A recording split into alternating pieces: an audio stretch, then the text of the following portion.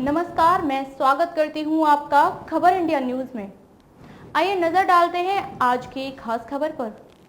शिवसेना के बोझ से छुटकारा चाहती थी बीजेपी, शरद पवार की किताब खोलेगी कई राजनीतिक राज।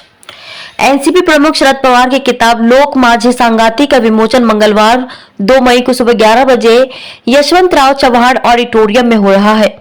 मीडिया रिपोर्ट्स के मुताबिक पवार ने अपनी किताब में जिक्र किया है कि शुरुआत में महाराष्ट्र विधानसभा चुनाव में शिवसेना 171 और बीजेपी 117 सीटों पर चुनाव लड़ती थी, परंतु 2019 के बाद तस्वीर बदल गई। 2019 में शिवसेना ने 124 सीटों पर और बीजेपी ने 164 सीटों पर चुनाव लड़ा।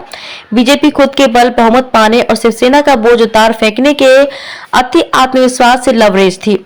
नारायण राणे शिवसेना की दृष्टि से गद्दार थे, लेकिन उन्हें बीजेपी में मर्ज करके बीजेपी ने शिवसेना के जख्मों पर नमक छिड़कने का काम किया।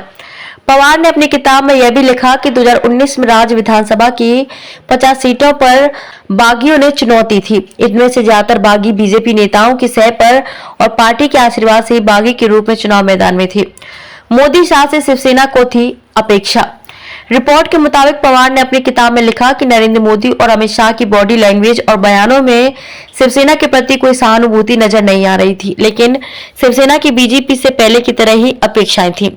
बीजेपी और शिवसेना के बीच जब भी संवाद की जरूरत होती थी तब बीजेपी का शीर्ष नेतृत्व मातोश्री बाला साहेब ठाकरे के घर पर आकर उनसे बातचीत करता था, परंतु बदलते वक्त के साथ उद्धव ठाकरे और उनकी शिवसेना की अब भी यही अपेक्षा थी कि बीजेपी के नेता मातोश्री आकर चर्चा करें। बीजेपी को सब पता था।